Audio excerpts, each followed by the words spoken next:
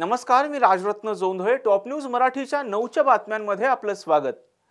24 तास नाही तर फक्त एका तासात आपण देशभरातील दिवसभराच्या महत्त्वाच्या राजकीय, सामाजिक, क्राईम आणि मनोरंजनासह इतर घडामोडींचा वेगवान आढावा घेणार आहोत. Manikchand Oxyrich, proudly Indian. देशात सध्या निवडणुकीची रणधुमाळी सुरू असून 19 एप्रिल ते 1 जून दरम्यान लोकसभेची निवडणूक होणार आहे. जगातील सर्वात मोठ्या लोकशाही देशातल्या पहिल्या निवडणुकीची प्रक्रिया कशी पार पडली, देशातलं पहिलं मतदान कोणत्या राज्यात झालं होतं, किती महिने ही सगळी प्रक्रिया चालली, भारत स्वतंत्र झाल्यानंतर पहिली निवडणूक कशी होती, जाणून घेऊया टॉप न्यूज मराठीच्या ह्या स्पेशल रिपोर्टमधून. 15 ऑगस्ट 1947 ला भारत देश स्वतंत्र झाला असून लोकशाही व्यवस्था स्वीकारल्यानंतर देशात निवडणुका होणार होत्या. 1947 ला जरी आपण स्वतंत्र झालो असलो तरी 1952 साली देशात पहिली सार्वत्रिक निवडणूक झाली व या निवडणुकीकडे भारताच्या जनतेसह जगाचंही लक्ष लागलं होतं. तर ही निवडणूक कशी पार पडली होती जाणून घेऊयात ग्राफिक्सच्या माध्यमातून. देश स्वतंत्र झाल्यानंतर मार्च 1950 साली देशात पहिला निवडणूक आयोग नेमण्यात आला. देशाचे पहिले मुख्य निवडणूक आयुक्त होते सुकुमान सेन. त्यांच्याच नेतृत्वाखाली देशाची पहिली निवडणूक प्रक्रिया पार पडली. किती काळ ही प्रक्रिया चालली? देशात झालेल्या या पहिल्या निवडणुकीची प्रक्रिया ही 4 महिने चालली असून 25 ऑक्टोबर 1951 ला ही निवडणूक सुरू झाली आणि फेब्रुवारी 1952 ला निवडणुकीची प्रक्रिया पार पडली. तेव्हा लोकसभेच्या 499 जागांसाठी निवडणूक झाली. या निवडणुकीत जवळपास 17 कोटी नागरिकांनी सहभाग घेतला होता व या निवडणुकीत 45.7% मतदान झालं. पहिल्या निवडणुकीचा निकाल काय होता? देशाच्या पहिल्या निवडणुकीच्या निकालात काँग्रेसने आघाडी घेतली असून 45% मतं काँग्रेसच्या पारड्यात पडली होती. तर निवडून आलेल्या उमेदवारांमध्ये 75% उमेदवार हे काँग्रेसचे होते व या पहिल्याच सार्वत्रिक निवडणुकीत 364 जागा काँग्रेसने जिंकल्या. कम्युनिस्ट पक्षाने 16 जागा जिंकल्या व त्यातल्या 8 जागा मद्रासमधून निवडून आल्या. भारतीय जनसंघाने 49 जागांवर उमेदवार उभे केले होते, पण त्यातल्या केवळ 3 जागाच त्यांना जिंकता आल्या होत्या. पुणे लोकसभा निवडणुकीच्या पार्श्वभूमीवर पुण्यात सुरक्षेच्या दृष्टिकोनातून पोलीस आयुक्त अमितेश कुमार यांनी नव्या उपाययोजना केल्याचं समोर येत आहे. पुण्यातील काही प्रतिष्ठित व्यक्तींची सुरक्षा काढून घेण्यात आली असून त्याचबरोबर आवश्यकता नसलेल्या काही ठिकाणचे गार्ड कमी करण्यात आल्याची माहिती पुण्याचे पोलीस आयुक्त अमितेश कुमार यांनी दिली आहे. हे नॉन कॅटेगराइज प्रोटेक्टीचे सुरक्षाचे आढावा पोलीस आयुक्त यांचे अध्यक्षतेखाली एक समिती आहे जे करत असते. त्या अनुषंगाने जे वैयक्तिक सुरक्षा बरेचशी लोकांना देण्यात आली होती, तसेच त्यांचे घराला किंवा ऑफिसला गार्ड जे प्रोव्हाइड करण्यात आली होती ते मोठ्या प्रमाणात काढण्यात आलेली आहे. सुरक्षाचे आढावा घेतल्यानंतर ज्यांचे थ्रेट परसेप्शन आमची असेसमेंट रिपोर्टप्रमाणे नव्हता असे लोकांचे काढण्यात आलेली आहे. हो, बरोबर आहे. निवडणूकचे पार्श्वभूमीवर सर्व प्रकारचे बंदोबस्ताचे नियोजन सुरू आहे, जे कोणत्याही प्रकारचे कायदा सुव्यवस्थाचे प्रश्न निर्माण होणार नाही आणि स्मूथ कंडक्ट ऑफ इलेक्शन्सचे दृष्टिकोनातून जे गरजेचे आहे ते मोठ्या प्रमाणात करण्यात येत आहे. मॉडेल कोड ऑफ कंडक्टचे व्हायलेशन्स होणार नाही आणि व्हायलेशन झाला तर कडक कायदेशीर कारवाई होईल, यासाठी आमची दल पूर्णपणे सुसज्ज आहे.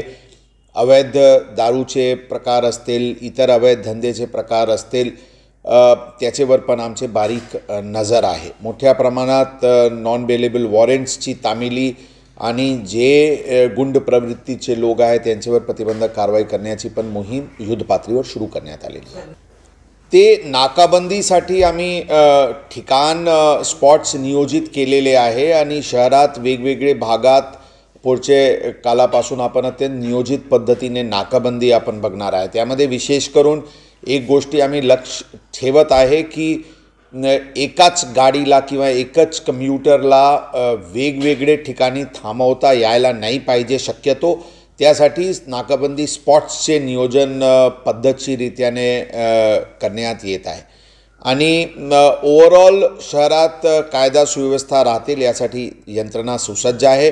पेंडिंग गुन्ह्यांचे विषयी मोठ्या प्रमाणात मोहीम आम्ही सुरू केलेली आहे आणि जे दीर्घकालापासून तपासावर प्रलंबित गुन्हे आहे त्याच्या लवकरात लवकर कायदेशीर निपटारा करण्याची दृष्टिकोनातून आमचे सर्व पोलीस उपायुक्त स्तरावर मोहीम सुरू करण्यात आलेली आहे। एकूण जे सुरक्षाचे आढावा घेण्यात आला होता, अंदाजन 80 ते 85 लोकांचे किंवा ठिकाणावरून हे काढण्यात आलेली आहे। एकंदरीत एकूण करीब अंदाजन 350 लोक आम्हाला परत भेटत आहेत। याचे उपयोग crime prevention, law and order maintenance आणि विशेष करून इलेक्शनमध्ये जे मोठ्या प्रमाणात मनुष्यबळची आवश्यकता आम्हाला भासणार आहे त्या दृष्टिकोनातून वापर करण्यात येईल।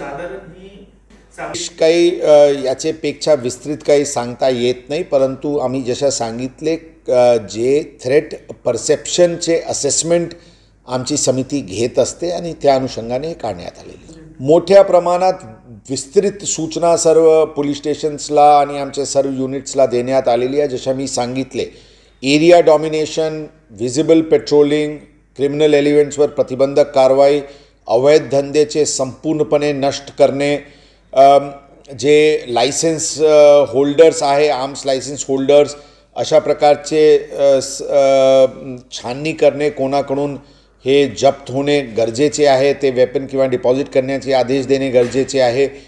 अवैध शस्त्र बाळगणारे इस्मांविरुद्ध कडक कारवाई, MPDAवरून जे रिलीज झालेले आहे यांचेवर वचक, MCOCचे अशा प्रकारचे गंभीर गुन्ह्यावर फरार किंवा बेलवर सुटलेले आरोपी यांचे विरुद्ध योग्य कारवाई, अशा वेगवेगळे विषयावर NBWची आणि समन्स वॉरंटची मोठ्या प्रमाणात तामिली, जे पूर्वीचे इलेक्शन ऑफेन्सेसमध्ये इन्वॉल्ड लोक आहेत त्यांच्यावर योग्य प्रतिबंधक कारवाई अशी आणि मॉडेल कोड ऑफ कंडक्टची प्रॉपर इन्फोर्समेंट आणि स्मूथ कंडक्ट ऑफ इलेक्शनसाठी पारदर्शकतेने आपली कारवाई करणे याबद्दल विस्तृत सूचना। त्याबद्दल जी छाननी समिती होती त्यांनी अंदाजन 552 लोकांचे लोकांना आर्म्स डिपॉझिट करण्याची आदेश निर्गमित करण्यात आलेली आहे। मनसे अध्यक्ष राज ठाकरे यांनी गृहमंत्री अमित शहा यांची दिल्लीत भेट घेतली, त्यामुळे महायुतीत चौथा भिडू मिळणार असल्याची शक्यता निर्माण झाली आहे। याविषयी भाजपाचे प्रदेश प्रवक्ते संदीप खर्डेकर यांच्याशी टॉप न्यूज मराठीने संवाद साधलाय। लोकसभेच्या रणधुमाळीला सुरुवात झालेली आहे आणि महायुतीमध्ये मनसे अध्यक्ष राज ठाकरे यांचा पक्ष महाराष्ट्र नवनिर्माण सेनाही सहभागी होण्याच्या तयारीत आहे आणि त्याच अनुषंगाने आज राज ठाकरे यांनी अमित शहा यांची भेट घेतलेली आहे। आपल्यासोबत भाजपाचे प्रवक्ते संदीप खर्डेकर सर आहेत। सर, काय सांगाल, राज ठाकरेंनी अमित शहाची भेट घेतलेली आहे? राजसाहेब जर महायुतीमध्ये आले तर मला वाटतं तो संपूर्ण महाराष्ट्रासाठी एक अत्यंत आनंदाचा क्षण असेल, कारण राजसाहेब एक विजन असलेले नेते आहेत आणि त्याचबरोबर राजसाहेबांची लोकप्रियता ही महाराष्ट्रामध्ये अतुलनीय आहे। त्यांच्या सभांना होणारी तुफान गर्दी, राजसाहेबांचे फटकारे हे महाराष्ट्राच्या जनतेला परिचित आहेत आणि त्यामुळे राजसाहेब महायुतीत आले तर महायुतीची शक्ती ही निश्चितपणे 10 पटीनं वाढेल असा मला विश्वास आहे। संजय राऊत म्हणतात की राज ठाकरे जरी तुमच्यासोबत आले तरीही काहीही फरक पडणार नाही। संजय राऊतांवर बोलावं अशी काही परिस्थितीच नाही आहे।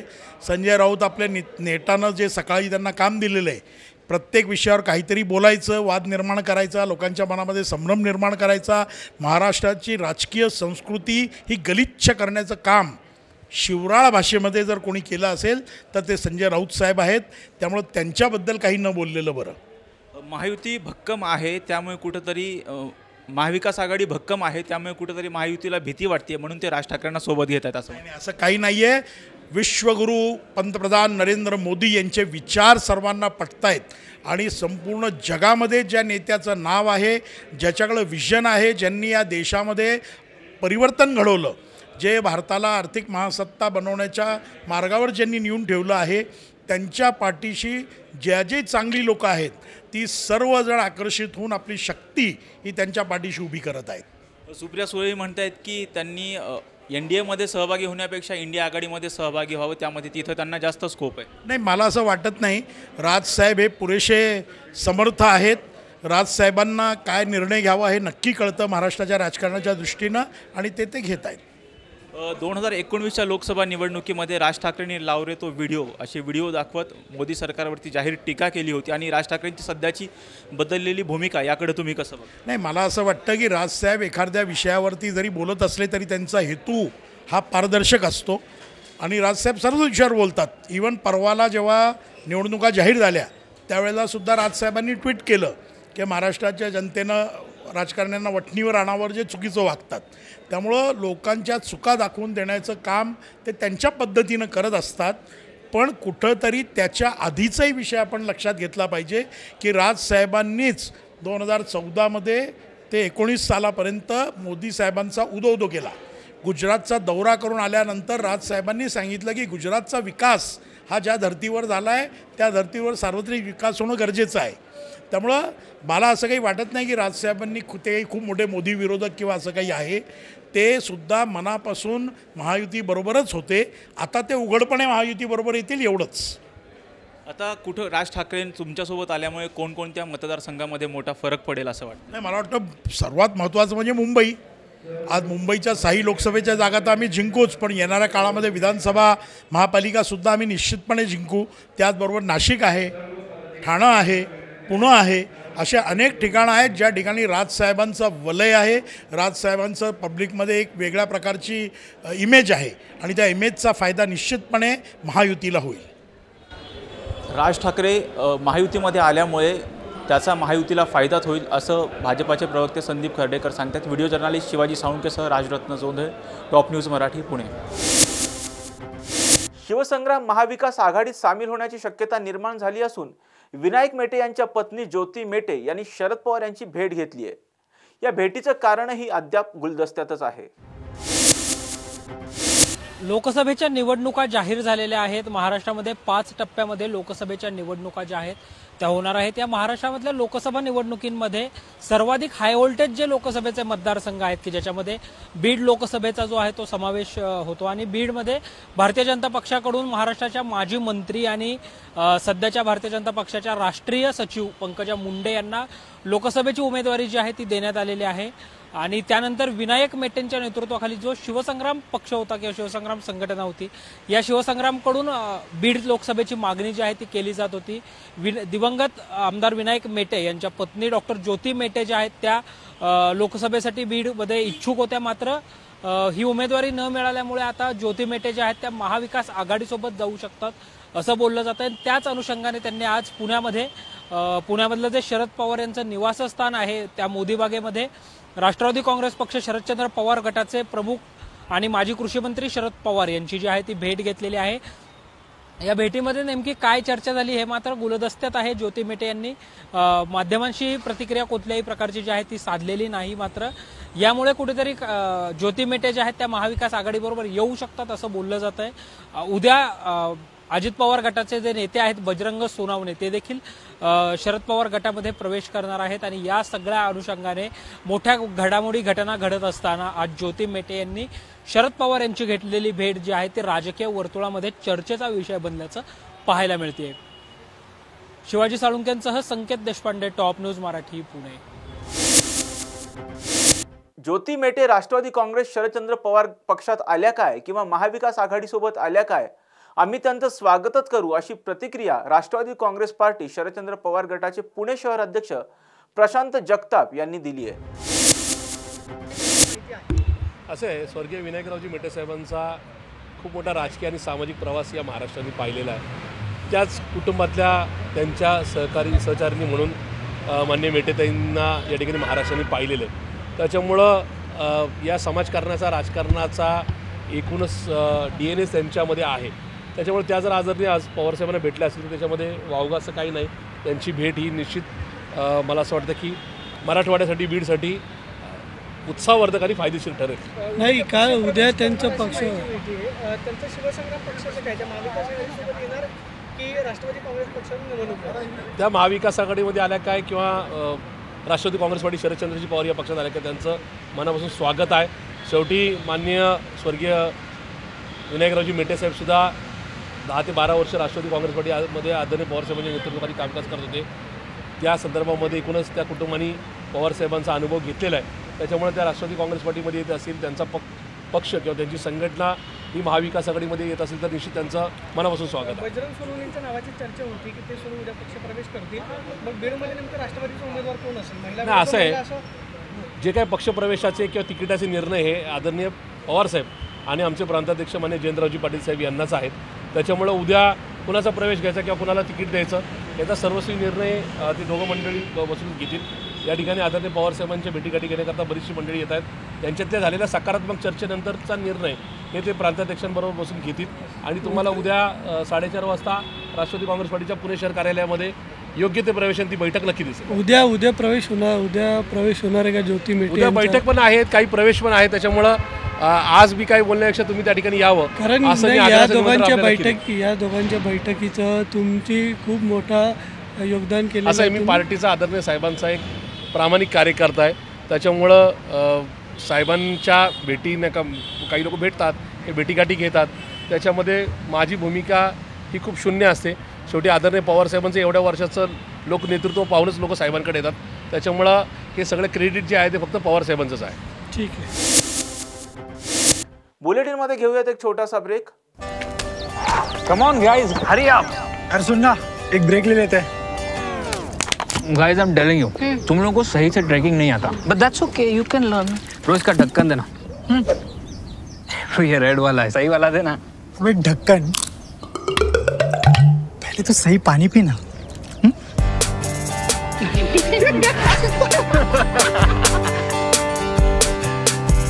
Manikchand Oxyrich, proudly Indian.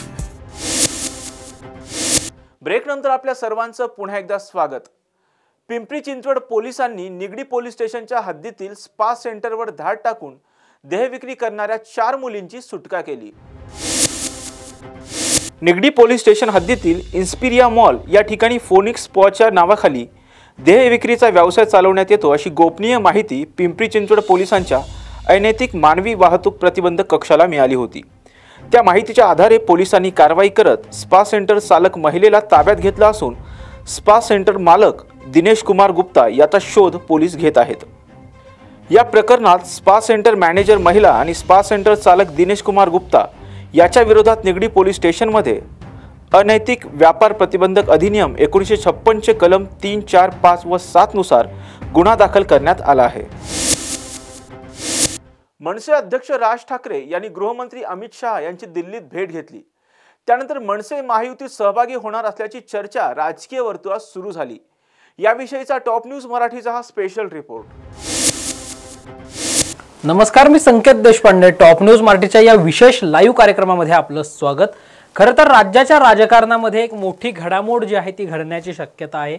मागील अनेक दिवसांपासून ज्या गोष्टीची चर्चा सुरू होती ती मनसे भाजपा युती होण्याची शक्यता जी आहे ती जवळपास निश्चितच मानली जाते. मनसे भाजपा युती जी आहे ती अटळ असल्याचं बोललं जात आहे. कारण मनसे अध्यक्ष राज ठाकरे जे आहेत ते दिल्लीमध्ये आहेत. केंद्रीय गृह तथा सहकार मंत्री अमित शहा यांच्यासोबत राज ठाकरे यांची बैठक जी आहे ती बैठक सुरू आहे.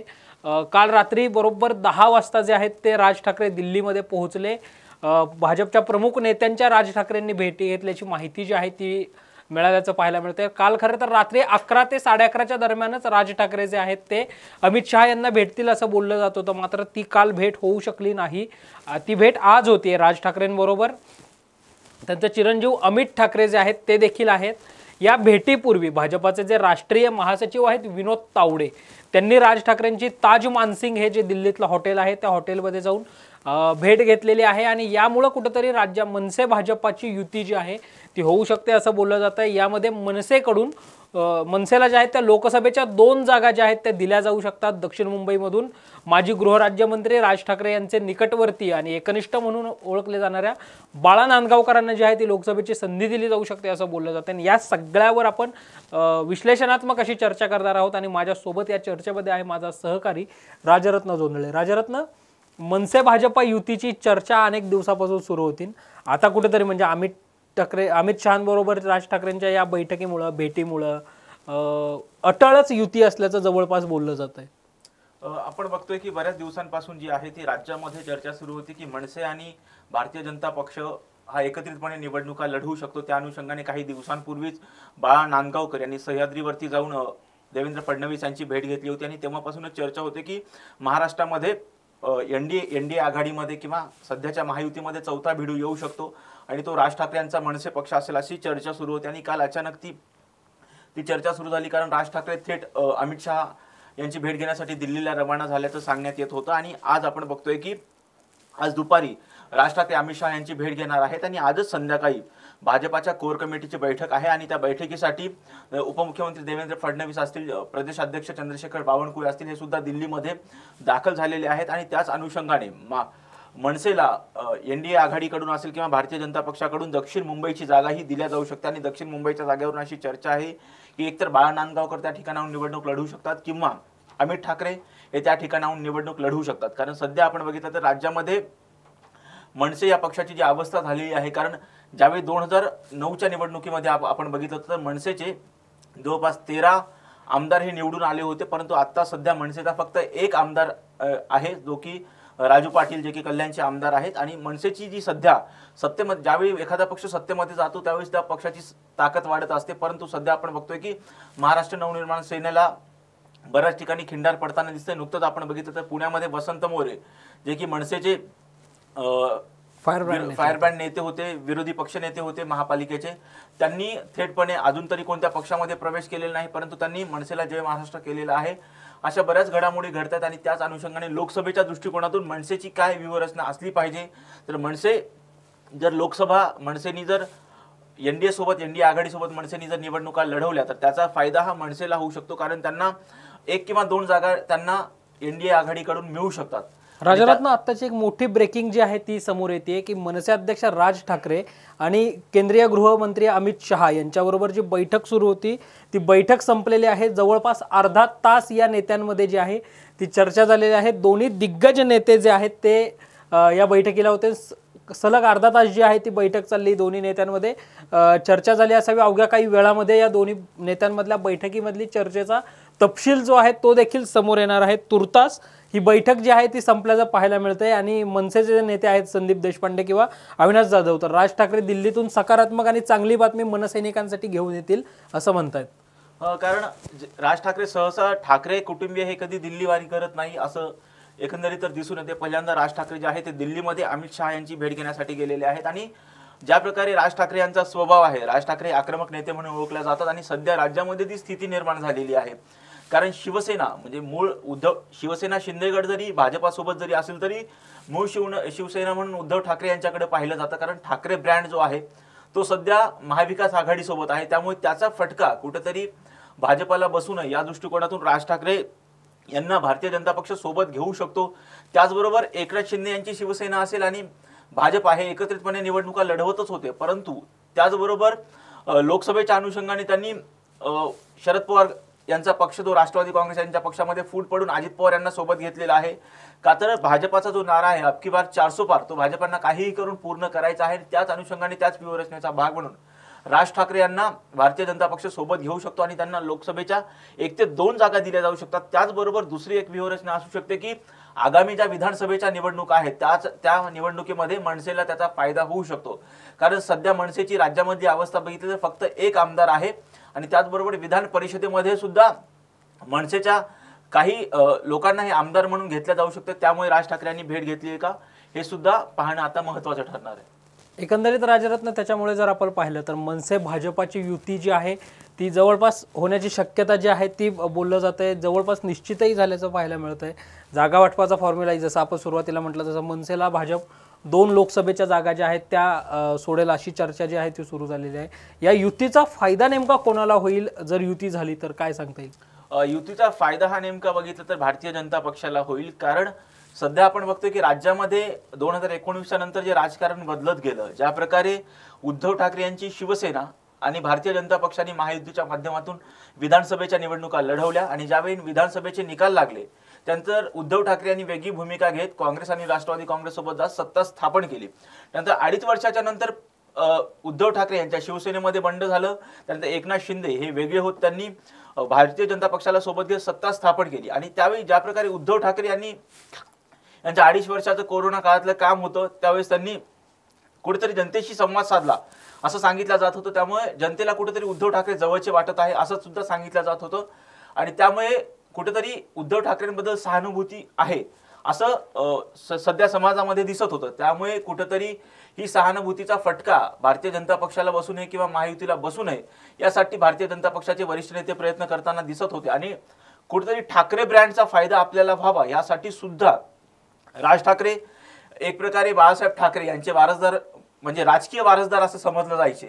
परंतु ज्या प्रकारे उद्धव ठाकरे यांच्याकडे कार्याध्यक्षपद सोपवण्यात आलं, राज ठाकरे बाहेर गेले, त्यांनी स्वतःचा वेगळा पक्ष स्थापन केला, 2006 साठी महाराष्ट्र नवनिर्माण स्थापन केला. त्यानंतर त्यांचे 13 जे आहेत 13 आमदार निवडून आले. आमदार निवडून आल्याच्या नंतर परत एकदा मनसेची जी दुरावस्था झाली त्या दुरावस्थेला परत कुठेतरी चांगले दिवस येतील, मनसेला सुद्धा चांगले दिवस येतील.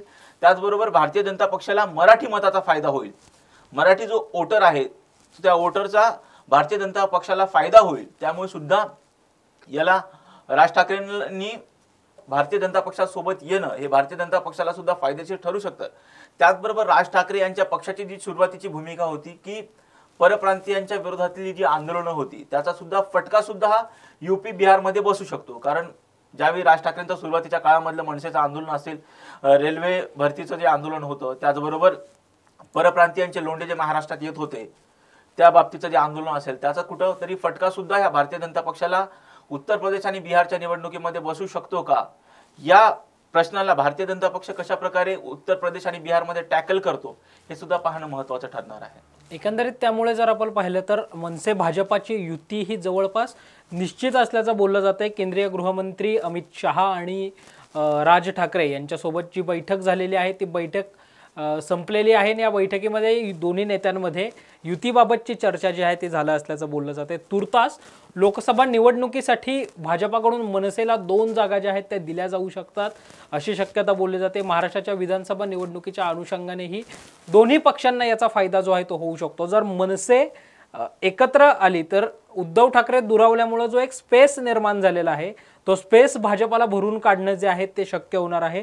मुंबई महानगरपालिकेच्या दृष्टिकोनातूनही मनसेचं भाजपासोबत येणं हे फायदेशीर ठरणार आहे. मुंबईबरोबरच ठाणे, पुणे आणि नाशिक या शहरांमध्येही मनसे भाजपासोबत आल्यानं भाजपाला त्याचा फायदा होणार आहे. त्याचबरोबर महाराष्ट्र नवनिर्माण सेनेलाही त्याचा फायदा जो आहे तो होईल असं बोललं जात आहे. अर्थात या दोन्ही नेत्यांमधली चर्चा झालेली आहे. या चर्चेचा तपशील अवघ्या काही वेळामध्ये समोर येणार आहे. त्यामुळे या दोन्ही नेत्यांमध्ये नेमकी काय चर्चा झाली यासोबतच राज्यामध्ये मनसे भाजपाची युती होणार का आणि महायुतीला 4था भिडू मिळणार का हे पाहणं जे आहे ते महत्त्वाचं आहे. या सगळ्याबाबतचे अपडेट्स आम्ही वेळोवेळी तुमच्यापर्यंत घेऊन येणार आहोत. त्यासाठी पाहत रहा टॉप न्यूज मराठी, आपला महाराष्ट्र आपली बातमी. आणि आता top news Marathi channel Jio टीव्हीच्या OTT प्लॅटफॉर्मवर तेही 24 तास. महायुतीच्या बैठकीनंतर मंत्री उदय सामंत यांनी पत्रकार परिषद घेत महायुतीच्या लोकसभा निवडणुकीच्या तयारीविषयी माहिती दिली. पाहुयात मंत्री उदय सामंत नेमकं काय म्हणाले.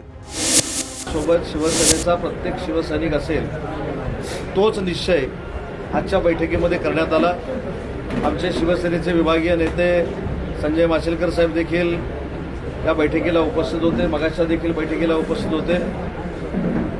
शिवसेना भवनमध्ये आत्ताच सन्माननीय लोकप्रिय उमेदवार महायुतीचे मुरलीधर अण्णा देखील येऊन गेले. त्यांचा विजय म्हणजे महायुतीचा विजय हा निश्चित आहे. शिवसेनेचे सगळे पदाधिकारी एकनाथ शिंदे साहेबांच्या नेतृत्वाखाली जीव ओतून त्यांचं काम करतील आणि ज्या पद्धतीचा समन्वय चंद्रकांत दादा पुण्यामध्ये घडवत आहेत, सगळ्या पदाधिकाऱ्यांना बरोबर घेऊन जात आहेत. मला असं वाटतं की असा समन्वय प्रत्येक मतदारसंघामध्ये जर राहिला तर आमच्या मुख्यमंत्र्यांचं जे स्वप्न आहे, एकनाथजी शिंदे साहेबांचं, देवेंद्रजींचं आणि अजितदादांचं जे स्वप्न आहे 45 जागा पार करायचं, हे नक्की प्रत्यक्षामध्ये उतरेल. एवढी चांगली बांधणी या पुणे शहराच्या प्रचाराच्या निमित्तानं होते. सकाळपासूनच पुणे शहरामध्ये असल्यामुळं पुणेकरांचा देखील आवाज ऐकण्याची संधी मला मिळाली. पुणेकरांनी पुन्हा एकदा देशाचे पंतप्रधान नरेंद्र मोदी साहेबांना करण्याचा निर्णय हा नक्की घेतलेला आहे. या सीटमधनं तो आपल्या लक्षात देखील येईल मतमोजणीनंतर. आणि 4 जूनला ज्यावेळी देशाच्या पूर्ण मतदारसंघाची मतमोजणी होईल त्यावेळी जी काय असंतुष्टांची अलायन्स झालेली आहे ती पराभूत होईल आणि पुन्हा एकदा 400चा आकडा पार करून नरेंद्र मोदी साहेब देशाचे पंतप्रधान होतील अशा पद्धतीचं चित्र पूर्ण देशामध्ये आहे आणि तेच चित्र पुण्यामध्ये देखील आहे. आज पुण्याचे सर्व माझे सहकारी शिवसेनेचे पदाधिकारी आजच्या बैठकीला उपस्थित होते. त्यांचं देखील मी मनापासून कौतुक केलंय की महायुतीची जागा जाहीर झाल्यानंतर तातडीनं ज्या समन्वयाच्या बैठका होत आहेत या बैठकांमध्ये ते सामील झालेले आहेत आणि खऱ्या अर्थानं अलायन्सचा म्हणजे युतीचा प्रचार कसा करायचा असतो हे आमच्या शिवसेनेच्या पदाधिकाऱ्यांनी एकनाथ शिंदे साहेबांच्या नेतृत्वाखाली या पुण्यामध्ये दाखवून दिलेलं आहे.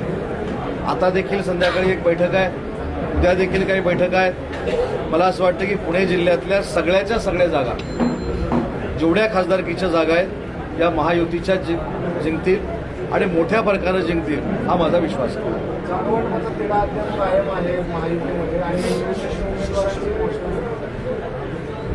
काल देखील स्वतः मुख्यमंत्री महोदयांनी याच्यावर स्पष्टोक्ती दिलेली आहे आणि मी शिवसेनेचा मंत्री असल्यामुळं आणि शिंदेसाहेबांच्या नेतृत्वाखाली काम करत असल्यामुळं मला एकच गोष्ट माहिती आहे की आम्ही सगळे अधिकार हे शिंदेसाहेबांना दिलेले आहेत.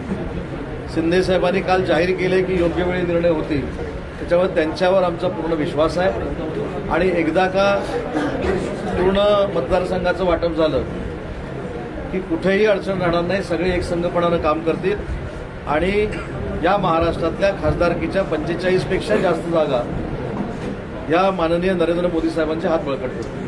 शिंदे साहेबांचंच तुम्ही ऐकणार त्याचा सर्वाधिकार पण शिवतारे बापू ऐकायला तयार नाही ते त्यांच्या अपक्ष लढण्यावर. मला असं वाटतं अजून फॉर्म देखील भरायला वेळ आहे, फॉर्म मागे घ्यायला देखील वेळ आहे. आताच काही अंदाज लावण्यामध्ये काही अर्थ नाही. काल विजय बापूंशी मुख्यमंत्री महोदय बोललेले आहेत, त्यांची चर्चा झालेली आहे. विजय बापूंशी मी देखील बोलणार आहे. मला असं वाटतं की एकदा मुख्यमंत्र्यांनी चर्चा केल्यानंतर विजय बापू हे समंजस आहेत. माझ्यापेक्षा आपल्या सगळ्यांपेक्षा ते सिनियर राजकारणी आहेत, त्याच्यामुळे योग्य वेळी ते देखील योग्य निर्णय घेतील. त्याच्यामुळे त्या सगळ्या गोष्टी जिथं फॉर्मच अजून भरला नाही तिथं आजच जर तर बोलण्यात काही अर्थ नाही. परंतु इथं जे शेकडो पदाधिकारी जमलेले आहेत त्यांनी आज संकल्प केलेला आहे, त्यांनी आज शपथ घेतलेला आहे की एकनाथ शिंदे साहेब जे काय सांगतील तशीच कार्यवाही निवडणुकीमध्ये होईल.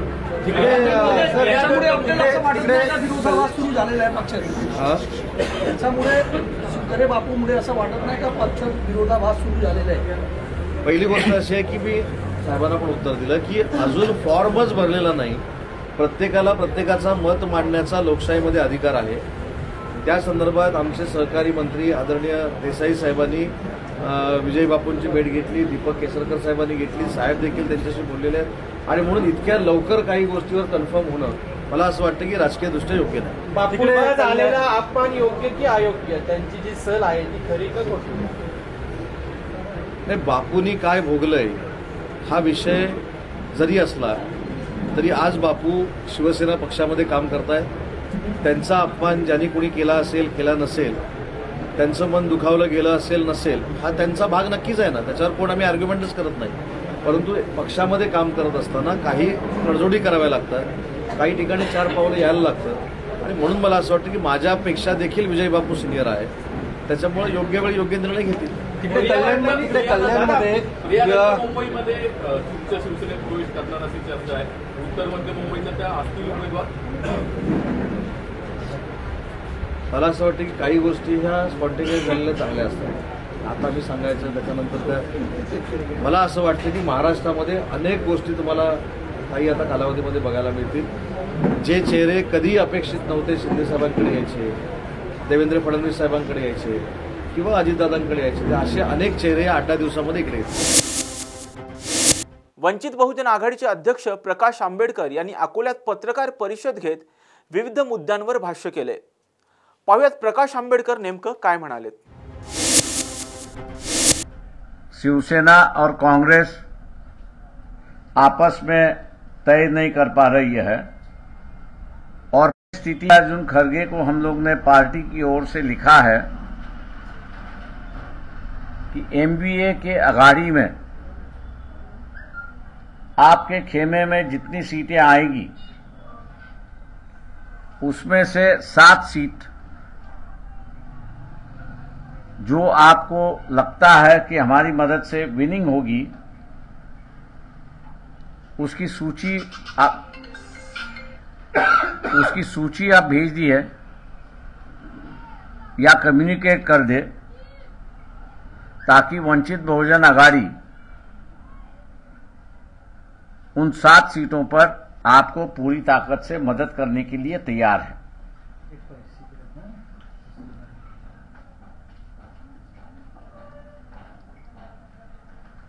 एनसीपी और शिवसेना, इनके बारे में हम लोग ने अभी तक कोई निर्णय नहीं लिया है।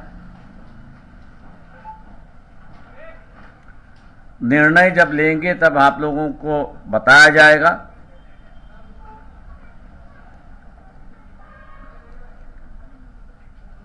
कांग्रेस पार्टी से हमने कोई टर्म्स एंड कंडीशंस नहीं रखी है,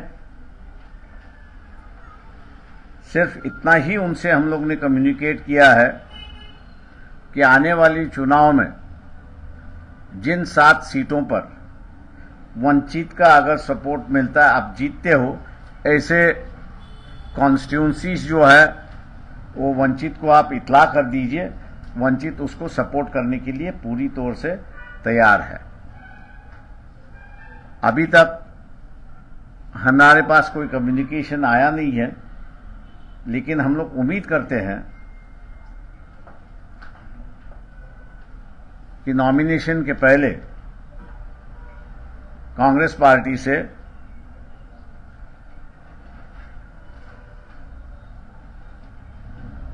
इस प्रस्ताव पर उनका क्या विचार विनिमय है, ये वो हम लोग को बताएंगे। छोटा सा निवेदन है, खत्म हो चुका है। सर, इस संदर्भ में कुछ राहुल गांधी से बात हुई है उस दिन, जिस तरीके से आप बात कर रहे हैं? नहीं, मैंने कहा कि ये हम लोगों के पार्टी का डिसीजन है और पार्टी का डिसीजन हमने खरगे जी जो अध्यक्ष है उनको कम्युनिकेट किया है। किसी कांग्रेस के नेताओं से हमारी बातचीत नहीं हुई है। राष्ट्रवादी आणि सेनेसोबत काही नाराजी आली? मेरे ख्याल से राजनीति में किसी के साथ मतलब अच्छे दिन भी नहीं होते और बुरे दिन भी नहीं होते, सभी एक तरीके के दिन होते हैं। नाही, काँग्रेस सोबत तुमची जवळकी जास्त झाली आहे, सेनेसोबत तुम्ही गेले होते। जो पार्टी का डिसीजन है वो मैंने आपको इतला कर दिया है। सर, प्रॉपरली कम्युनिकेशन नहीं हो पा रहा है क्या? कि बहुत दिन से आप एनसीपी और शिवसेना तो आपका मित्र पक्ष है, बावजूद अब कांग्रेस का हाथ थामने निकले हो। प्रॉपर कम्युनिकेशन हम लोग कहीं भी किसी का हाथ छोड़ने के लिए तैयार नहीं है, किसी का हाथ पकड़ने के लिए तैयार नहीं है। जो परिस्थिति है वो परिस्थिति पर हम लोग अपनी पार्टी की जो पॉलिटिकल लाइन डेवलप हो चुकी है उसको हम लोगों ने देखते हुए कहा है। राहुल गांधी की भारत जोड़ो यात्रा में आप गए थे तो वहां कुछ बातचीत हुई क्या उनके साथ? तमाम चीजों पे बातचीत हुई। हाँ, वही पूछा, मतलब वहां बातचीत हुई क्या?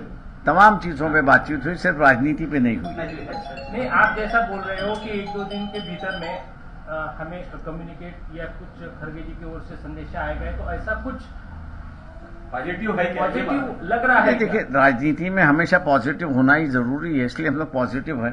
अकोल्याची जर या 7 मध्ये जर समाज असेल तर मग काय करणार? या 7 जागांमध्ये जर काँग्रेसने आपल्याला 7 जागा दिला, त्यामध्ये जर अकोल्याची जागा असेल तर आपण भूमिका काय राहील? आम्ही निर्णय घेऊ ना त्याच्यावरती। अकोल्याचा जर त्यांनी आग्रह धरला, आम्ही निर्णय घेऊ ना, पक्ष म्हणून निर्णय घेऊ आम्ही। तर ये ऐसी कौन सी आपकी डिमांड तो नेमका कुठे झालेला आहे? शिवसेना आणि राष्ट्रवादीने तुम्ही म्हणता की तो विश्वासघात केला। मी कुठे म्हणतोय? आम्ही काहीच म्हटलेलं नाही। आम्ही फक्त एवढंच म्हटलेलं आहे, आमचा कोणीही विश्वासघात केलेला नाही आणि आम्ही कोणाचा विश्वासघात केलेला नाही।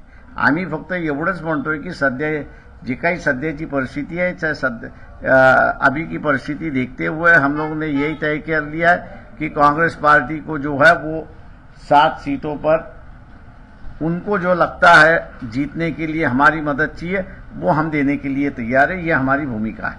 इसका मतलब नहीं माने तो भी तो हमने कहा ना, कोई शर्त नहीं रखी है हमने। बहुत ही सरल बड़ा साहब, ऐसा समझ में नहीं आ रहा। ये समझ के परे हो रहा है, ये किसके? समझ के परे, ये किसी के भी समझ के परे हो रहा है कि आप कोई शर्त नहीं रख रहे हैं। हम कोई शर्त नहीं रख रहे। नहीं, आप शर्त नहीं रख रहे हैं, तो वो कौन सी शर्त रख रहे हैं तो जिस कारण आपको कम्युनिकेट या फिर गठबंधन करने में तकलीफ हो रही है? आप शर्त नहीं रख रहे हैं, वो कौन सी ऐसी शर्त रख रहे हैं जिस कारण ये गठबंधन नहीं हो पा रहा है? मैंने आपसे बता दिया कि 10 सीटें जो है शिवसेना और कांग्रेस तय नहीं कर पा रही है। 5 सीटें जो है वो एनसीपी, कांग्रेस और शिवसेना आपस में तय नहीं कर पा रहे। ऐसे परिस्थिति में हमने कहा कि कांग्रेस के हिस्से में जो सीट आएगी उसमें से 7 सीटों पर हम समझौता करने के लिए उनके 7 सीटों पर उनको समर्थन देंगे और ये दोनों सीटों पर जो उनका है वहां पर उनकी उपस्थिति मैं कहूं या उनका समर्थन मैं कहूं बहुत कम है, जिससे हमको कोई लाभ नहीं है और फायदा भी नहीं है। सर 4 जागेवर 4 जागे तो बोलणं चालू होतं, तर 2 आहेत की नेमके 4 जागा आहेत? आता आपको अगर हम पर विश्वास रखना है तो आप हम पे विश्वास रखिए, या वहां से जो आ रहा है आप उसे विश्वास रखिए। आप कोई प्रमाण तो हम दे नहीं सकते। भाजपाकडून पुण्यात आचारसंहितेचा भंग होत असल्याचा आरोप काँग्रेसचे आमदार रवींद्र धंगेकर आणि काँग्रेस नेते मोहन जोशी यांनी केलाय। काय नेमकं प्रकरण आहे? 16 तारखेला निवडणूक आयोगाने आचारसंहिता जाहीर केली आणि आपण देशाच्या कानाकोपऱ्यात जर बघतोय, पुणे शहर असेल, पुणे जिल्हा असेल, महाराष्ट्र असेल आणि देशाच्या आजूबाजूला खेड्यापाड्यामध्ये भारतीय जनता पार्टीचे कार्यकर्ते, पेंटर लोक आजही भिंतीवर कमळ चिन्ह काढतायत आणि निवडणूक आयोगाचा भंग करतात। आणि अशा वेळेला सुरुवातीच्या काळामध्येच आम्ही निवडणूक आयोगाच्या अधिकाऱ्यांना आज वरती जाऊन भेटलो, मोहनदादा बी बरोबर होते, आणि आम्ही विनंती केली की अशा पद्धतीने जर आचारसंहितेचा भंग होत असेल, निवडणूक हायजॅक करताना हे सगळे प्रयत्न दिसत असतील तर निवडणूक आयोगाने यांना आवर घालावा अशी मागणी आम्ही वरती जाऊन केलेली आहे। कारण आपण बघितलं असेल तर गल्ली बोळात भिंतीवर कमळ कमळ कमळ, एकतर पुणे महानगरपालिकेने याच्याकडे लक्ष दिलं पाहिजे होतं। अख्ख्या पुणे शहरातल्या भिंती विद्रूप केलेल्या आहेत आणि ज्या पद्धतीनं हा हायटेक प्रचार चालू आहे, म्हणजे सगळ्यात प्रचाराच्या सगळ्या निवडणूक आयोगाचे उल्लंघन करून ज्या पद्धतीनं निवडणूक हायजॅक करण्याचा प्रयत्न करतात, तर निवडणूक आयोगाला आज आम्ही विनंती केलेली आहे, पत्र दिलेलं आहे। आणि जर त्यांनी ह्याच्या जर 2 दिवसामध्ये जर कमळ चिन्ह जिथं लावलेत तिथे जर पुसले नाही तर आम्ही परवा दिवशी येऊन निवडणूक आयोगाला हाताचा पंजा भेट देणार आहे आणि त्यांच्या भिंतीवर लावणार आहे, त्याशिवाय त्यांच्या लक्षात येणार नाही। आज त्यांनी संबंधित लोकांना अधिक खात्यातल्या अधिक खालच्या लोकांना सूचना केल्यात आणि या सूचनेची अंमलबजावणी झाली तर आमच्या पद्धतीनं आम्ही आमची निवडणूक आयोगाला आमचं म्हणणं लोकशाही पद्धतीने त्यांना सांगणार आहोत। पुणे महानगरपालिकेने शासकीय जागेवरती पुणेकरांच्या जनतेच्या पैशातून ज्या संपूर्ण पुणे शहरामध्ये कमळ चिन्ह टाकून मोदींचं नाव त्यामुळे टाकून जो भारतीय जनता पार्टीचा प्रचार केलेला होता, निवडणूक आयोगाच्या आचारसंहितेप्रमाणे निवडणुका जाहीर झाल्यानंतर 72 तासाचा अवधी असतो। त्या 72 तासाच्या अवधीमध्ये शहरामध्ये असलेले राजकीय फलक असतील, भिंती असतील किंवा इतर जाहीरपणे लावलेले काही गोष्टी असतील की ज्या निमित्ताने प्रचाराचा त्या ठिकाणी एक भाग होत असेल। आज 72 तास संपून गेले तरीसुद्धा पुणे शहर लोकसभा मतदारसंघातल्या अनेक भागामध्ये भारतीय जनता पार्टीचे फलक काही ठिकाणी काल त्यांनी काढलेत, पण अनेक ठिकाणी हे असेच आहेत। आणि आज आम्ही त्यांना इशारा दिलेला आहे प्रशासनाला की 72 तासाचा अवधी संपल्यानंतर सुद्धा हे अजून भिंती आणि फलक का कायम राहिलेले आहेत, ताबडतोब याच्यावर कारवाई झाली पाहिजे। माननीय जिल्हा निवडणूक प्रमुख कलेक्टर सुभाष दिवसे यांनी महापालिकेच्या अंतर्गत ह्या गोष्टी येतात, त्यांनी ताबडतोब आदेश दिलेले आहेत। आणि आम्ही निवडणूक प्रमुखांना एक विनंती केलेली आहे की 24 तासामध्ये अजून तो अवधी तुम्ही करा, नाहीतर आम्ही फोटो काढून आणून देऊ तुम्हाला आणि या ठिकाणी कारवाई कुणावर करायची ह्याचा निर्णय शेवटी आम्हाला ही निवडणूक आदर्श आचारसंहितेप्रमाणे झाले पाहिजे, लोकशाहीप्रमाणे झाली पाहिजे. परंतु मागच्या आम्ही कसबा पोट निवडणुकीतला प्रकार पाहिलेला आहे. त्या ठिकाणी प्रशासन, पोलीस प्रशासन हे भाजपचे हस्तक म्हणून त्या निवडणुकीमध्ये भाजपचा प्रचार करत होते. यापुढे मतदारांनी त्यांना कौल दिला आणि प्रशासनाच्या आणि भाजपच्या विरोधामध्ये त्या ठिकाणी काँग्रेसचे उमेदवार विजयी झाले पोटनिवडणुकीत. हे आपण सर्वांनी पाहिलेलं आहे. पुणे लोकसभा मतदारसंघामध्ये सुद्धा या निवडणुकीमध्ये काँग्रेसचा उमेदवार 100% विजय त्या गोष्टी कळतील सगळ्या. नाही, पण जर कदाचित युती झाली तर ही जागा भाजपची होती कुठेही तसं काही नाहीये. बघा, माझी जागा जी होती ती जागा माझी. त्यांना एवढं विजयाची खात्री होती तर मग त्यांना का नवीन नवीन एक एक मित्र जोडावं लागतात. हा अतिशय महत्त्वाचा विषय आहे. आमचं म्हणणं असं एकच आहे की कुठल्याही प्रकारे आदर्श आचारसंहितेचा भंग जर भारतीय जनता पार्टी करत असेल तर ते आम्ही सहन करणार नाही. बुलेटिनमध्ये घेऊयात एक छोटासा break. Come on guys, hurry up. अरे सुन ना, एक ब्रेक ले लेते हैं. Guys I am telling you, तुम लोगों को सही से ट्रैकिंग नहीं आता. But that's okay, you can learn. रोज का ढक्कन देना. ये रेड वाला है, सही वाला देना. अबे ढक्कन, पहले तो सही पानी पीना.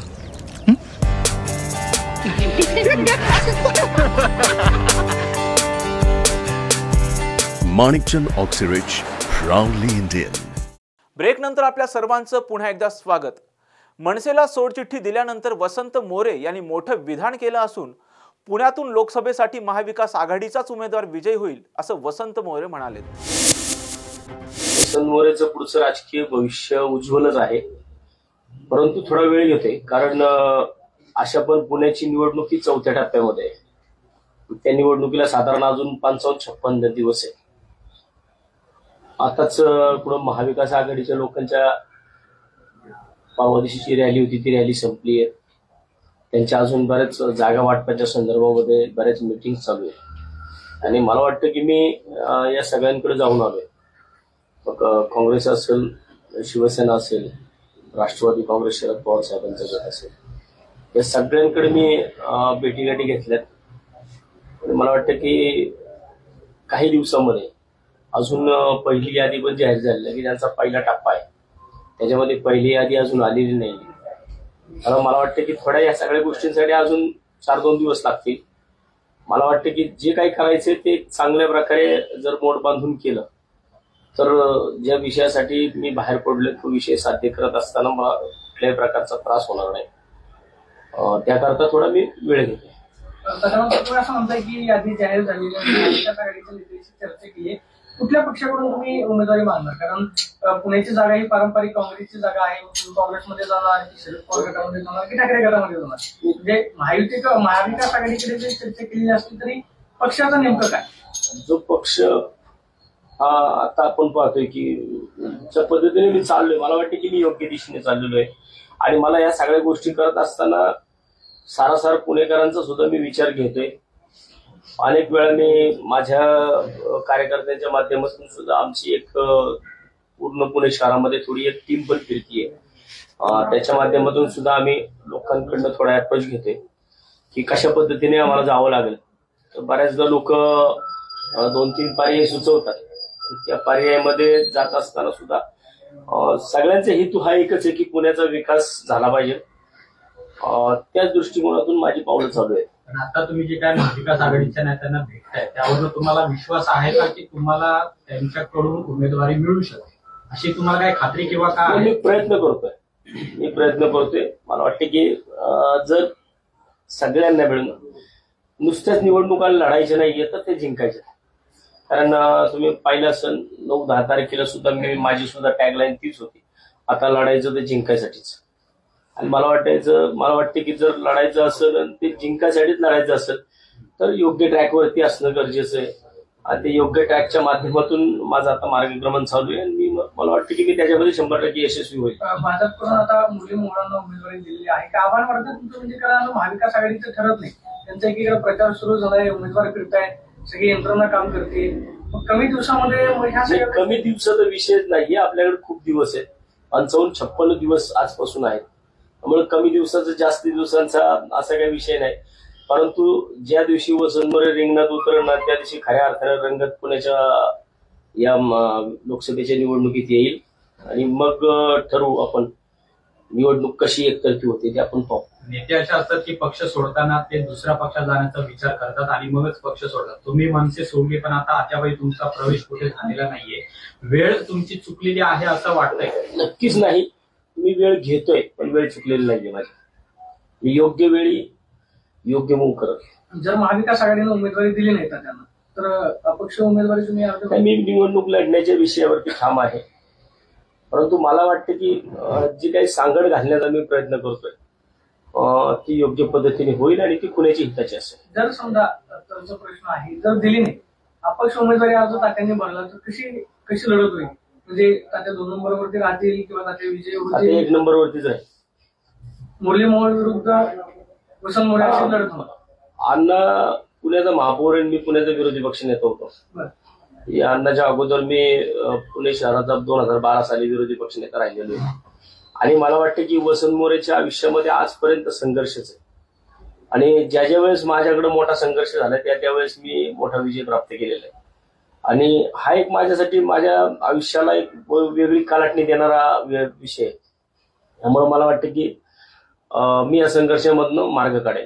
काल चंद्रकांत पाटील असं म्हटले की तुम्ही जरी उमेदवार असला किंवा तुम्ही जरी अपक्ष लढला तरी त्याचा फारसा परिणाम आमच्याकडे होणार नाही, आम्ही फक्त जो महाविकास आघाडीचा उमेदवार असेल त्याने नाव घेतलं मोहन जोशींचं त्यांच्याशीच आमची लढत आहे. दादा मला माझा जर काय माझ्या उमेदवारीचा किंवा माझा जर काय फरक पडणार नसता तर 2022ला दादा मला म्हटलेच नसते की तुम्ही भाजप. शिवसेना उद्धव बाळासाहेब ठाकरे पक्षाचे पक्षप्रमुख उद्धव ठाकरे यांची आज हिंगोलीत जाहीर सभा पार पडली. यावेळी बोलताना उद्धव ठाकरे यांनी शिंदे गटावर जोरदार निशाणा साधलाय. आणि मग अमित शहा जे सांगतात की उद्धव ठाकरेंबरोबर असं आमचं काही ठरलंच नव्हतं, 2.5 वर्षाचं आम्ही वचन दिलंच नव्हतं. मी तर माझ्या आईवडिलांची शपथ घेतली, तुळजाभवानीची शपथ घेतली. पण आणखीन एक उदाहरण तुम्हाला सांगतो की खरं कोण आणि खोटं कोण ठरवायला. 2014 पासून जे मोदीजी सांगत होते की शेतकऱ्यांचं उत्पन्न आम्ही दुप्पट करू, केलं? अरे हो की नाही, जोरात सांगा ना. शेतकऱ्यांचं उत्पन्न दुप्पट झालं नाही. पीक विमा योजना, विम्याचे पैसे मिळत आहेत? बरं, स्त्रीधन नाही. उज्ज्वला योजना, प्रधानमंत्री आवास योजना, आणखीन काही जनधन योजना नाही. मग हे कोण बोललो होतं आणि कोणी दिलं नाही? मग खोटं कोण बोलतंय? भाजप बोलतोय का मी बोलतोय? जो माणसं, जो पक्ष माझ्या 140 कोटी, हे त्यांच्याच भाषेतला हा शब्द आहे, 140 कोटी जनतेशी अगदी दिवसा ढवळ्या खोटं बोलू शकतो, मग तोच माणूस, त्यांचाच अध्यक्ष त्यावेळेला जे होते अमित शहा, ते मला आता खोटं ठरवत आहेत. पण अमित शहाजी, तुम्हाला एकच सांगतो, तुमच्यापेक्षा ठाकरे कुटुंबियांना आणि ठाकरे घराण्याला महाराष्ट्र जास्त ओळखतो. मी तर आव्हान दिलेलं आहे की तुमच्या घराण्याचा 7 पिढ्यांचा इतिहास मांडा, अमित शहांच्या 7 पिढ्यांचा इतिहास मांडा, अगदी मोदीजींचा सुद्धा पूर्वजांचा 7 पिढ्यांचा इतिहास मांडा आणि माझा उद्धव ठाकरेचा 7 पिढ्यांचा इतिहास मांडा. विचारा कोण कोणामध्ये, जनतेमध्ये किती लोक आहेत. कुठून तरी यायचं, टपकायचं. आपण सुद्धा फसलो होतो, मी सुद्धा फसलो होतो. कारण मला तेव्हाही असं वाटत होतं, जे शिवसेना प्रमुखांना वाटलं की नाही, हिंदुत्ववादी काहीतरी पाहिजे, एक हिंदुत्ववादी सरकार. हिंदुत्ववादी म्हणजे दुसऱ्या धर्माचा द्वेष करणारं सरकार नाही. कारण अनेकदा शिवसेना प्रमुखांनी आपल्याला सांगितलं की शिवसेनेचं हिंदुत्व हे राष्ट्रीयत्व आहे. देवळात घंटा बडवणारा मला हिंदू नको आहे, शेंडी जानवाचं हिंदुत्व हे आमचं हिंदुत्व नाही, तर देशद्रोह्यांशी आणि अतिरेक्यांशी लढणारा मला हिंदू पाहिजे, हे आमचं हिंदुत्व आहे. आणि हिंदुत्व आहेच, ते भाजपमुळे बदनाम होत आहे. म्हणून जो एक वेगळा वर्ग, अगदी मुस्लिम सुद्धा आज शिवसेनेसोबत का येत आहेत? कारण आपण भाजपला सोडलं, आपलं जे खरं हिंदुत्व आहे ते नाही आपण सोडलं. आपलं हिंदुत्व वेगळं आहे आणि ह्यांचं जे थापा मारणारं हिंदुत्व आहे ते हिंदुत्व हे थापेबाज असूच शकत नाही. मी येताना आता सहज गाडीमध्ये सोशल मीडिया ते इंस्टाग्राम यूट्यूब वगैरे आहेत ना, तुमच्याकडे पण फोन आहेत, मग त्याच्यामध्ये मोदीजींची एक क्लिप आले. असंच कुठल्या तरी एका घरात गेलेत, साधं विटांचं घर आहे, मग एक महिला उभी आहे तिकडे, गरीब महिला आहे. मग त्यांना मोदीजी विचारतात की आपको ये घर मिला, कैसे लगा है, बहुत अच्छा लगता है, आपको छत मिला, हाँ ये मिला, वो बरोबर आहे. मग तिला विचारा गॅस कब मिला. आता दुर्दैवाने काय झालं, त्या महिलेला ज्यांनी जे बोलायला शिकवलं होतं त्याच्यात ते उत्तर द्यायचं त्यांनी राहून गेलं आणि महिलेने सांगितलं की गॅस आम्हाला कालच मिळालाय. म्हणजे आज प्रधानमंत्री जाणार म्हणून काल गॅस कनेक्शन दिलं. मग त्याच्यावरती प्रधानमंत्री काय सांगतायत की आजपर्यंत संपूर्ण देशात 10 कोटी लोकांना आम्ही गॅस कनेक्शन दिलंय, तुमचा नंबर नेमका 10 कोटीवा आला. किती बोलायचं खोटं, काय लाज लज्जा शरम काही नाही. आता संजय देशमुख इकडे बसलेत, गेल्या एक 8-10 दिवसापूर्वी मी यवतमाळ वाशिममध्ये होतो, तिकडे सुद्धा तेच. त्या कलावती म्हणून बाई, अमित शहानी बेधडकपणाने लोकसभेत सांगितलं कलावती जी को घर गॅस पाणी ये वो मोदी जी ने दिया.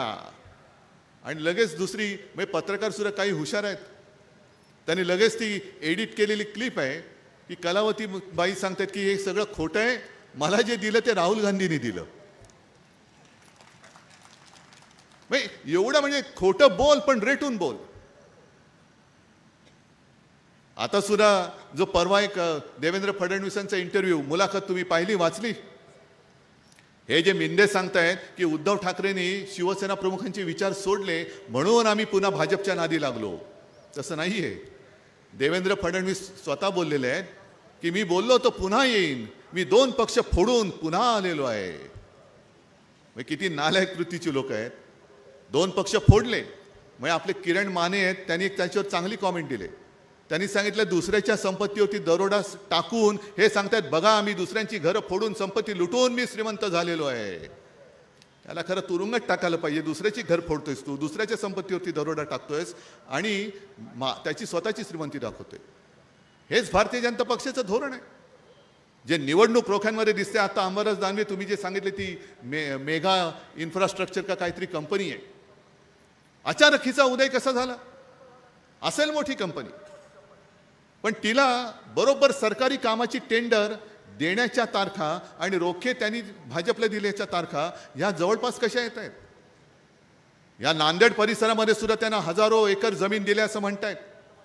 मुंबईमध्ये मुंबई महापालिकेची कामं आपलं सरकार गेल्यानंतर आणि मुंबई पालिका त्याच्यावर प्रशासन आल्यानंतर याला मेट्रोची कामं, ही कामं, ती कामं सगळं म्हणजे अगदी उधळपट्टी चालले जणू काय मेघावरती